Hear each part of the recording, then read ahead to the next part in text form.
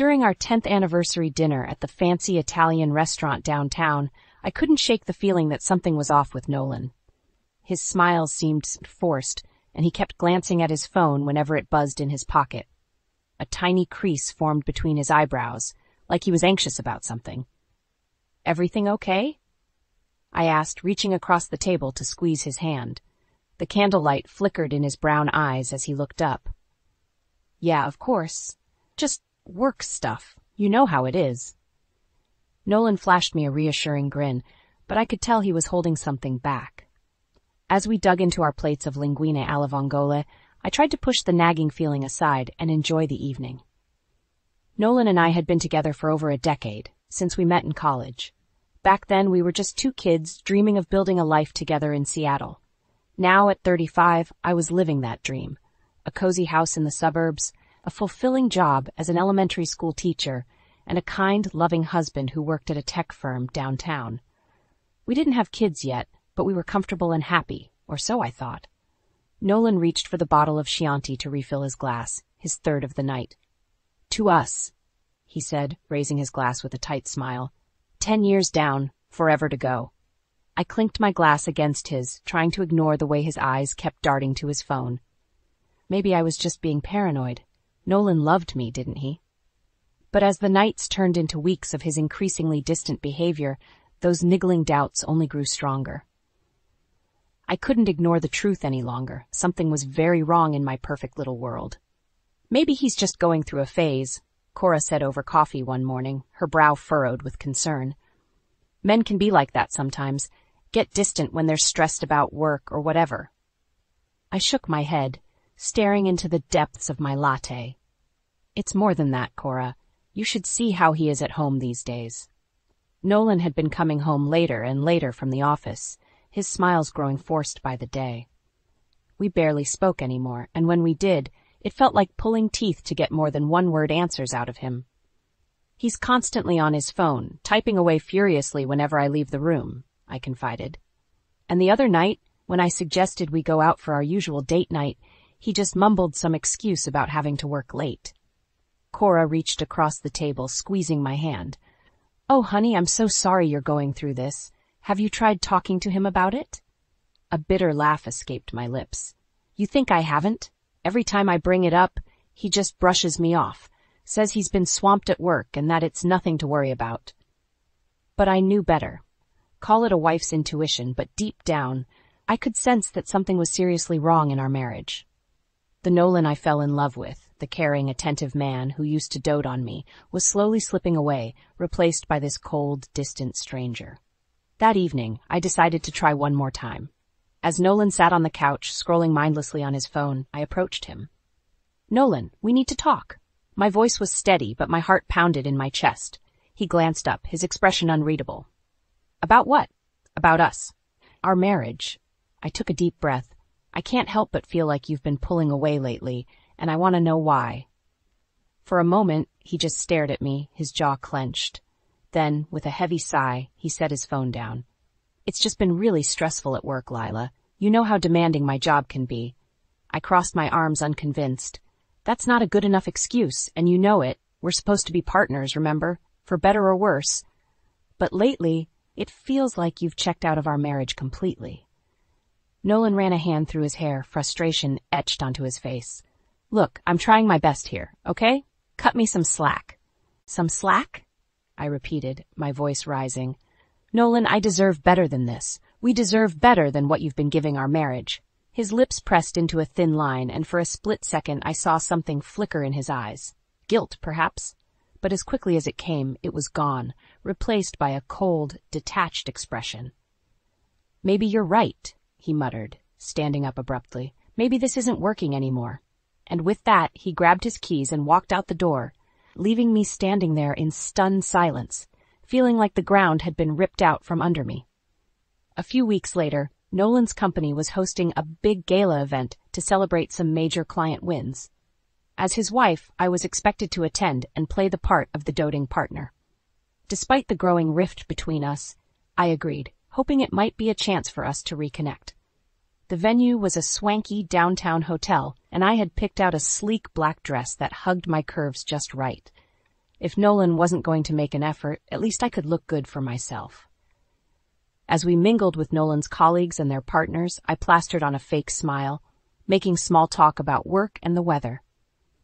Nolan stuck close by my side, but his eyes kept drifting across the room, like he was searching for someone. That's when I spotted her. A tall, slender woman with long chestnut hair cascading over her bare shoulders. Her red dress clung to her body like a second skin, leaving little to the imagination. She was laughing at something a man had said, throwing her head back in an exaggerated gesture. Nolan's gaze locked onto her, and I felt a pang of recognition. This woman looked vaguely familiar, but I couldn't quite place her. Before I could ponder it further, the woman's eyes met Nolan's, and she excused herself from her conversation partner. My heart sank as she began sauntering over to us, a predatory gleam in her eyes. "Nolan," she purred, resting a perfectly manicured hand on his arm. "I've been looking for you all night." He cleared his throat, shifting uncomfortably. "Ivy, this is my wife, Lila. Lila, this is Ivy Richardson. She's a new project manager at the company." My smile froze on my face as realization hit me like a punch to the gut. So this was the woman Nolan had been messaging constantly. I was sure of it. Ivy's eyes raked over me with thinly veiled disdain. "Charmed, I'm sure," she drawled, making no effort to hide her contempt.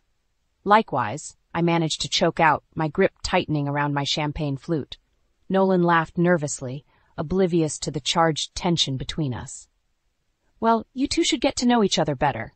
Ivy's been doing great work on the Henderson account." "Is that so?" I asked through gritted teeth, shooting daggers at Ivy with my eyes. She smirked, running her hand slowly down Nolan's arm. "We've certainly been working closely together on a lot of things." The insinuation in her tone was undeniable, and a sickening realization washed over me. My husband, my Nolan, was having an affair with this vile, shameless woman right under my nose. I opened my mouth to unleash the torrent of fury building inside me, but Nolan cut me off. "Actually, I was just about to grab us some drinks from the bar. Can I get you anything, Ivy?" His voice was laced with a strange eagerness that made my skin crawl. "A dirty martini would be lovely," Ivy purred, her hand lingering on Nolan's arm for a beat too long. As he hurried off towards the bar, I rounded on Ivy, my face flushed with rage. "I don't know what kind of sick game you're playing here, but let me make one thing crystal clear. Nolan is my husband, and if you think you can just swoop in and steal him away, you've got another thing coming." Ivy tossed her hair over her shoulder, utterly unfazed by my outburst. "Oh, sweetie, the only one playing games here is your dear husband. But by all means, keep deluding yourself into thinking you actually mean something to him." Her words cut deeper than any knife, and I had to fight back the urge to slap that smug grin right off her face. Instead, I clenched my fists, trying to rein in my emotions. "You're going to regret this," I hissed through clenched teeth. "I'll make sure of it." Ivy let out a mocking laugh. Empty threats from a sad, pathetic woman. How deliciously tragic. She turned on her heel and sauntered away, leaving me seething and humiliated in the middle of the crowded ballroom. As Nolan rejoined me, oblivious to what had just transpired, I felt a cold, hard knot of determination form in the pit of my stomach. If it was war she wanted, then war was what she'd get. I would make Ivy regret the day she ever laid eyes on my husband. In the days following the gala, I barely slept or ate. My mind was consumed by the image of Ivy's hand trailing down Nolan's arm, her voice dripping with smugness as she all but admitted to their affair. The betrayal burned like acid in my veins. I needed proof. Solid, undeniable evidence that I could shove in Nolan's face and make him see the truth. Maybe then some small part of the man I loved would resurface and put an end to this madness. So one night, as Nolan snored lightly beside me, I reached over and snatched his phone off the nightstand. My hands trembled as I tapped in his passcode, our anniversary date, a bitter irony. The phone unlocked, revealing a flurry of messages from a contact simply labeled IR. My heart pounded as I opened the thread. There it was, in black and white. Hundreds of messages between Nolan and Ivy, some innocuous but many far too intimate for mere colleagues. "Can't wait to see you tonight, handsome. You looked incredible at the party. That dress left little to the imagination. I miss the feeling of your lips on mine." White-hot rage seared through me as I read their shameless exchanges. This was so much worse than I'd imagined, a full-blown emotional affair at the very least. Bile rose in my throat, but I forced myself to keep reading, taking screenshots to document the evidence. I needed ammunition for the war that was about to come. As I scrolled further back in time, my blood ran cold at one particular message from Nolan. "You're right, I do need to end things with Lila. This has gone too far, and she deserves better than living a lie." My hands went numb, nearly dropping the phone. He'd been planning to leave me, to discard me like a piece of trash for that vile succubus Ivy. A choked sob escaped my lips before I could stop it. Nolan stirred beside me. "Lila?" he mumbled groggily. "What's wrong?" I turned to face him, tears streaming down my cheeks, clutching his phone like a lifeline. "How could you?" I whispered hoarsely. "How could you do this to me, to us?" His eyes went wide as he took in the phone, panic flashing across his features. "Lila, I can explain." "Explain what?" I spat, anger eclipsing my hurt. "That you've been carrying on an affair with that woman behind my back? That you were going to leave me for her?" Nolan opened and closed his mouth, at a loss for words. Pathetic. "I loved you," I choked out, my voice thick with emotion. "I gave you everything. And this is how you repay me?" He surged forward, reaching out as if to embrace me. "Baby, please. It's not what it looks like." But I recoiled from his touch, holding up the phone defiantly. "Don't you dare try to deny it, Nolan. I have all the proof I need right here." His face crumpled in resignation as he slowly sank back onto the bed. "I'm so sorry," he whispered brokenly. "I never meant to hurt you." I let out a bitter laugh, swiping at the tears on my cheeks. "Well, you did. You hurt me more than you'll ever know." As I turned and stormed out of the bedroom, clutching the phone with the damning evidence, a newfound sense of purpose burned within me. If Nolan thought he could just toss me aside and ride off into the sunset with his mistress, he had another thing coming. I was done being the victim. It was time to plan my revenge. Armed with the incriminating evidence from Nolan's phone, I knew I had to confront him and Ivy directly. No more dancing around the issue. It was time to blow this sordid affair wide open. A few days later, I marched into Nolan's office building downtown, my heels clicking determinedly against the marble floors. The security guard eyed me warily as I blazed past the reception desk. "Ma'am, you can't just go up there," he called out, but I ignored him, stabbing the button for the elevators. When I stepped out onto Nolan's floor, I spotted him immediately through the glass walls of his office. He was bent over his desk, completely engrossed in whatever was on his computer screen. Ivy was there too, perched on the edge of his desk in a tight skirt that rode dangerously high up her thighs. She leaned in close as they pored over the documents together, her chest practically spilling out of her blouse. White-hot fury licked at my insides as I watched their intimate display. Gripping the manila envelope containing the printed text messages, I stormed over and flung the door open with a bang. Nolan's head snapped up, his eyes widening in shock and fear. "Lila, what are you doing here?" Ivy simply raised an immaculately groomed eyebrow, her lips curling into a disdainful smirk. Well, if it isn't the little wife." I leveled my gaze at her, jaw clenched. "Save it, you home-wrecking snake. I know all about your sordid little affair with my husband." Reaching into the envelope, I pulled out the printouts and flung them onto Nolan's desk, the papers fluttering across the surface. Nolan went deathly pale as he scanned the indisputable evidence. "How did you—" "Does it matter?" I seethed, rounding on him. "What matters is that you've been lying and cheating on me this entire time." I turned back to Ivy, who was examining her manicured nails with a bored expression. "And you make me sick, preying on my husband like some cheap, shameless hussy." A mocking laugh bubbled from her lips. "Oh, feisty. I can see why Nolan's so smitten." She traced a finger along Nolan's arm, her touch lingering just a beat too long. "Isn't that right, handsome?" My blood boiled at her taunting words. In that moment, something inside me snapped. Before I could stop myself, I lunged forward and slapped Ivy clear across the face, the sound reverberating through the office like a gunshot. "You bitch!" she shrieked, clutching her stinging cheek. Her perfectly coiffed hair was mussed, mascara smudged under her eyes. "You're gonna regret that." Nolan leapt to his feet, grabbing my arms to restrain me. "Lila, stop! You're causing a scene." But I wasn't finished. Adrenaline coursed through my veins as I wheeled on him next. "No, you stop! I shouted, shoving him away from me. "This is the only way either of you snakes will listen. I want a divorce, Nolan. This marriage is over." He froze, his expression crumpling. For a fleeting second, I thought I saw remorse flicker in his eyes. "Lila, please," he started, reaching out imploringly, but I cut him off with a cold, steely glare. "You made your bed, Nolan. Now you can lie in it, with her." I jabbed an accusing finger at Ivy, whose cheeks were still flushed with outrage. As I turned on my heel and stormed out, I could hear the shocked murmurs of Nolan's coworkers who had witnessed the whole sordid scene. But I didn't care. The cheating liars had been exposed, and soon they'd face the consequences of their despicable actions. My quest for revenge was only just beginning.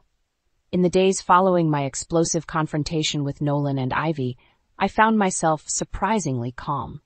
The initial storm of anger and betrayal had passed, replaced by a steely determination to make them pay for what they'd done. I may have lost my husband, but I hadn't lost my self-respect. And I'd be damned if I let those two schemers just ride off into the sunset without facing any consequences. So I devised a plan, a deliciously devious scheme that would hit them where it hurt most, their reputations and their pocketbooks. First, I gathered even more evidence, documenting every instance of Nolan's misconduct that violated his company's ethics policies.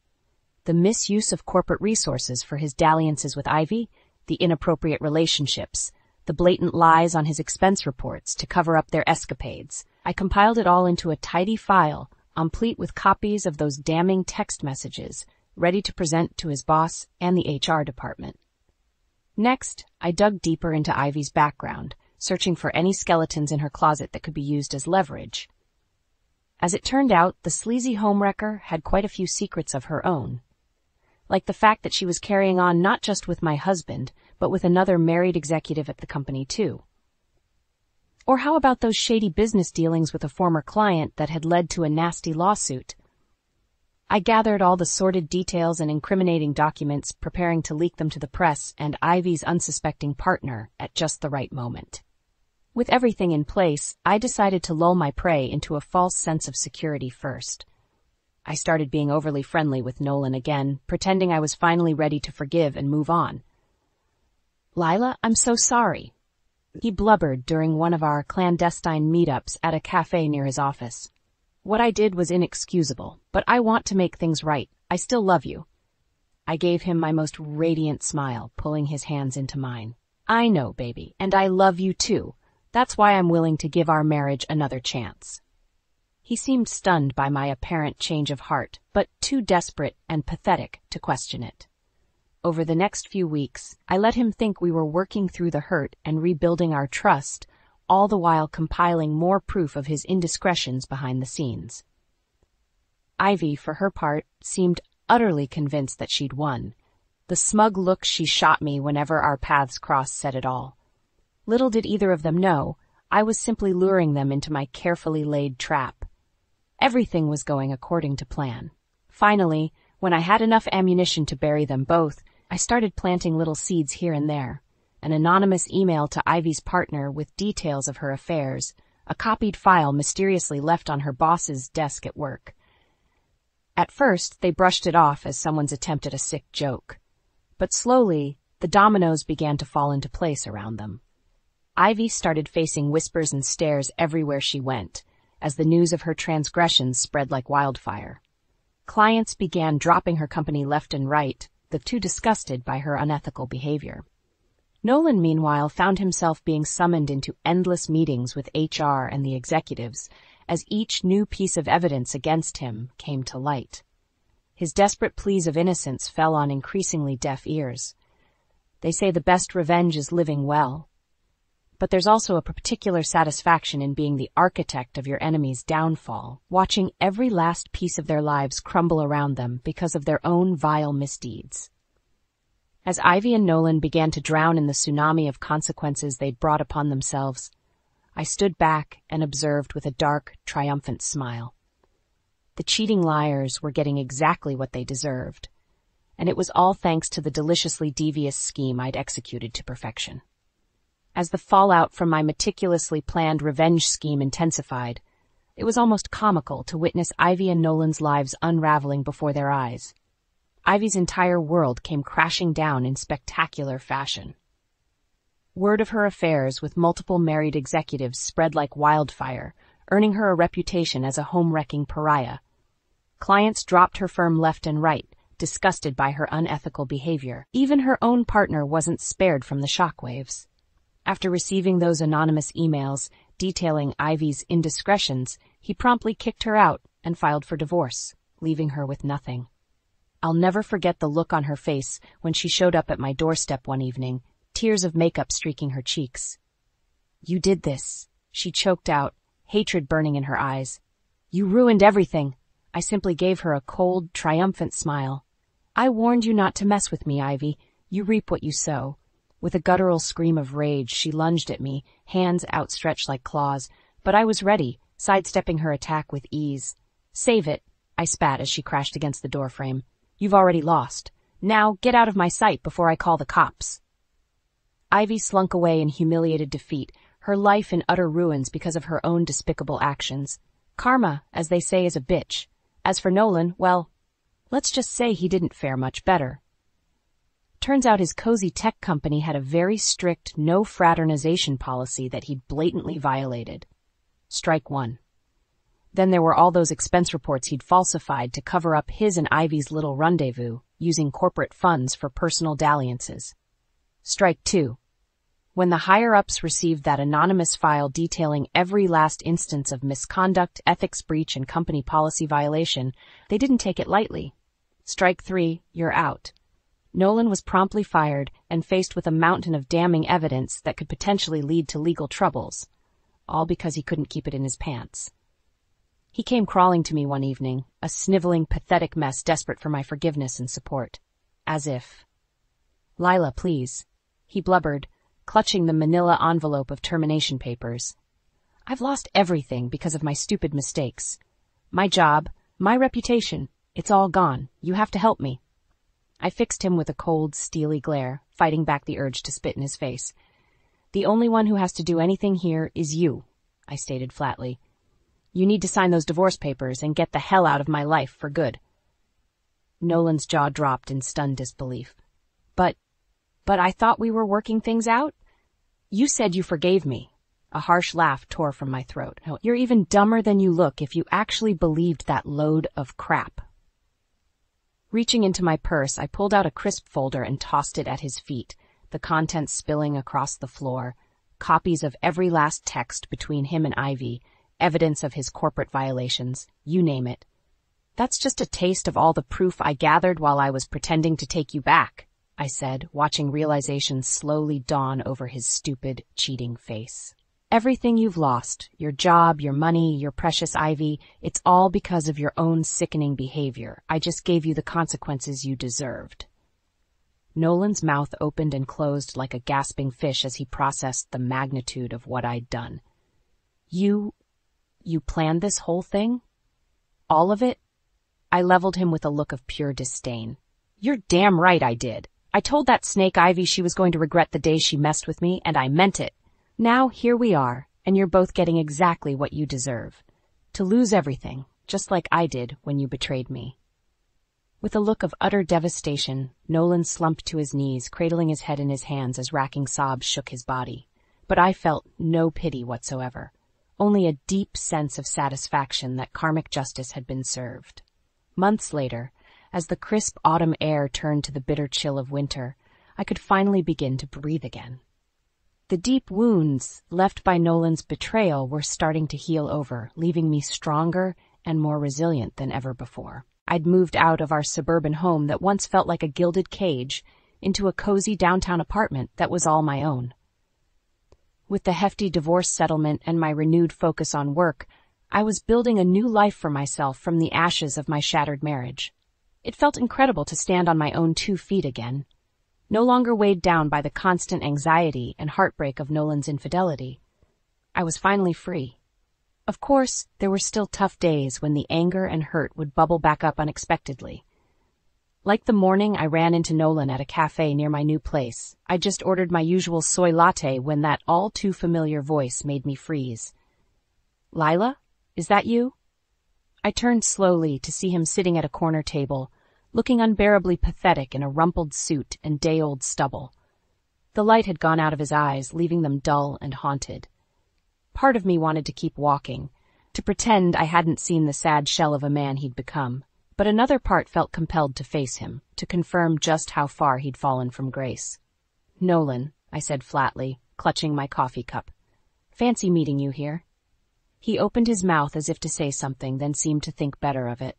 An awkward silence stretched between us, thick with unspoken history. How are you doing?" he finally managed, rubbing the back of his neck anxiously. I gave a nonchalant shrug. "I'm good, actually. Really good. Teaching keeps me busy, and I've been exploring some fun hobbies in my free time." That's great, Lila. I'm happy for you." His voice was subdued, defeated. We both knew I was lying through my teeth. I was more than just good. I was thriving, flourishing in the aftermath of shedding him from my life. Nolan, on the other hand? Well, one look at his haggard face and slumped shoulders told the whole story. Losing his fancy job, his status, his money, and his mistress in one fell swoop had clearly broken something inside him. Part of me felt a pang of pity, but the rest of me remained coldly indifferent, even satisfied to see the pathetic, sniveling man he'd become. This was the price he paid for his sickening betrayal. Let it be a hard lesson etched into his bones. As I turned to leave, coffee in hand, Nolan reached out as if to stop me. "Lila, wait." His voice cracked with desperation. "I'm so sorry. For everything. You didn't deserve any of that pain I caused you. I was a stupid, selfish bastard, and I'll regret it until the day I die." I paused, letting his words hang heavy in the air between us. Once upon a time, I might have accepted that apology, might have even felt the sting of tears. But now, those useless words just rolled off me like water off a duck's back. We were far past the point of making amends. Fixing him with a cool, appraising stare, I simply said, "I know you are, and I truly don't care anymore, Nolan. That's the beautiful part." I left him gaping after me, mouth opening and closing like a landed fish as I strode out of the cafe with my head held high. No more tears, no more anger, just the delicious sense of closure after claiming my long-overdue justice. That poisoned chapter of my life was finally, blessedly, over. And as I stepped out into the brisk morning air, breathing in the crispness of my newfound freedom, I felt an overwhelming sense of lightness washing over me. The cheating liar who'd once crushed my heart under his heel was now powerless. I'd conquered the demons of betrayal through the sweetest revenge imaginable, breaking the cycle and choosing to live well instead of being consumed by hatred. With a faint smile playing on my lips, I pressed on down the sidewalk, eagerly ready to embrace this new and infinitely brighter path laid out before me.